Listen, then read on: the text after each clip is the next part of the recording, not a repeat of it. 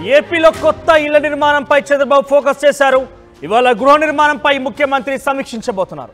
కొత్త ఇంటి నిర్మాణానికి 4 లక్షలు ఖరారు చేసే అవకాశం కనబడుతోంది. ఇందులో కేంద్ర ప్రభుత్వం వాటా కింద 2,50,000 రూపాయలు ఉండగా రాష్ట్ర ప్రభుత్వం ఇవ్వాల్సింది 1,50,000 రూపాయలు మాత్రమే. అయితే కొత్తగా PMAY U 2.0 కింద ఈ పథకం ద్వారా డ్రాఫ్ట్ గైడ్ లైన్స్ విడుదల చేశారు. కొత్తగా ఎంపిక చేసే లబ్ధిదారులకు మాత్రమే వర్తించబోతోంది. ఇక PMAY U 2.0 పథకం కింద 3 కోట్ల ఇళ్ల నిర్మాణాలు ఉండబోతున్నాయి. పట్టణ ప్రాంతాల్లో పేదలకు కోటి ఇళ్ల నిర్మాణం చేపట్టబోతున్నారు. ఇక ఏపీలో ఒక్కో ఇంటికి నిర్మాణానికి 4 లక్షల రూపాయలు వెచ్చించబోతున్నారు. ఉపాధి హామీ పథకం కింద మరో 30,000 అదనంగా ఇవ్వబోతున్నారు. సో మొత్తం మీద ఇళ్ల నిర్మాణంపై చంద్రబాబు సర్కార్ ఫోకస్ చేసింది. ఈరోజు ఇళ్ల నిర్మాణంపై చంద్రబాబు సమీక్షించబోతున్నారు. ఒకసారి రాజేష్ దగ్గరికి వెళ్దాం. మా ప్రతినిధి రాజేష్ జాయిన్ అవుతున్నారు. ఎస్ రాజేష్, సో ఏంటి కొత్త ఇళ్ల నిర్మాణానికి సంబంధించి చంద్రబాబు ఎటువంటి నిర్ణయం తీసుకునే అవకాశం ఉంది? సో దీనికి అదనంగా అంటే పూర్తి స్థాయి 4 లక్షల రూపాయల వరకు వెచ్చించాల్సి ఉంది ఒక్కో ఇళ్ల నిర్మాణానికి సంబంధించి. సో 2,50,000 రూపాయలు కేంద్రం నుంచి 1,50,000 మాత్రమే చంద్రబాబు సర్కార్ ఇవ్వాల్సి ఉంటుంది. దీనికి అదనంగా ఇంకేదైనా జోడించే అవకాశం ఉందా? ఎన్ని శాంక్షన్ చేయబోతున్నారు?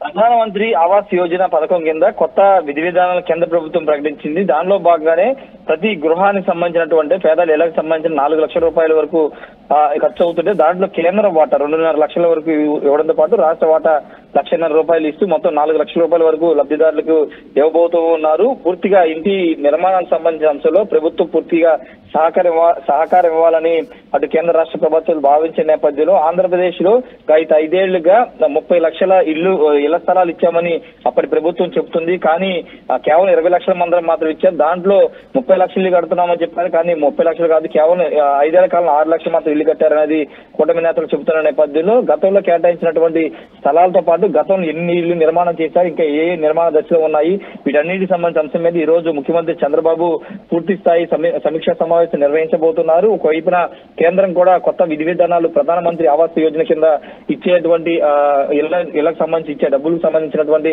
కొత్త విధి విధానాలను రూపొందించిన నేపథ్యంలో దానికి అనుగుణంగా ఇప్పుడు ముఖ్యమంత్రి చంద్రబాబు సమీక్ష చేసి ఎన్ని నిర్మాణాలు ఇప్పుడు ప్రస్తుతం ఉన్నాయి, ఇంకా ఎంతమందికి ఇళ్ల నిర్మాణాలు చేయాల్సి ఉంటుందనే అంశం మీద రివ్యూ చేయబోతున్నారు. గత 5 ఏళ్ల కాలంలో గృహ నిర్మాణానికి సంబంధించిన అంశం, హౌసింగ్ సంబంధించినటువంటి దాంట్లో పెద్ద ఎత్తున అవకతవకలు జరిగాయనే ఒక ఆరోపణలు ఉన్నాయి. పూర్తిగా అసైన్ ల్యాండ్ అంటే భూములు కొనుగోలు విషయంలో స్థానిక ఎమ్మెల్యేలు కీలకంగా వ్యవహరించారు. భూములు కొనుగోలు అక్కడ ఉన్న ధరల కంటే అధిక ధరలతోనే ప్రైవేట్ భూములు కొనుగోలు చేసి ఇళ్ల పంపిణీ కార్యక్రమం, స్థలాల పంపిణీ కార్యక్రమం చేశారనే ఆరోపణలు ఉన్న నేపథ్యంలో దాని మీద కూడా ఈ రోజు హౌసింగ్ శాఖకు సంబంధించిన సమీక్ష చంద్రబాబు మాట్లాడబోతున్నారు. గత ప్రభుత్వ హయాంలో ఏం జరిగింది దానికి సంబంధించి కూడా నిర్ణయం తీసుకోబోతున్నారు. ప్రస్తుతానికి అయితే ఇప్పుడు కొత్త విధి విధానాలు రాబోతున్న నేపథ్యంలో కేంద్ర వాటా 2.5 లక్షల నిర్మాణం చేస్తామని చంద్రబాబు ఎన్నికల మేనిఫెస్టో పెట్టారు. కాబట్టి దానికి అనుగుణంగా ఇప్పుడు ఈ రోజు జరిగే సమీక్ష సమావేశంలో నిర్ణయాలు తీసుకోబోతున్నారు. మనోజ్. రైట్ రాజేష్, సో మొత్తం మీద లబ్ధిదారుల ఎంపిక ప్రక్రియకు సంబంధించి ప్రధానమంత్రి ఆవాస్ యోజన కింద విడుదల చేసిన గైడ్ లైన్సే అమలు చేయబోతున్నారు. సుమారుగా 4 లక్షల రూపాయలు వెచ్చించి ఒక్కో ఇళ్ల నిర్మాణం కోసం రాష్ట్ర ప్రభుత్వం ఖరారు చేయబోతోంది. అయితే 2,50,000 రూపాయలు కేంద్రం నుంచి విడుదల కాబోతున్నాయి. 1,50,000 రూపాయలు మాత్రమే రాష్ట్ర ప్రభుత్వం వాళ్ళు ఇవ్వాల్సి ఉంటుంది. సో పూర్తి స్థాయిలో 5 ఏళ్లలో ఎన్ని ఇళ్ల నిర్మాణం చేపట్టబోతున్నారు, ఎటువంటి ప్రక్రియ ఉండబోతోంది, ఈ రోజు ముఖ్యమంత్రి చంద్రబాబు అధ్యక్షతన సమీక్ష సమావేశం నిర్వహించబోతున్నారు.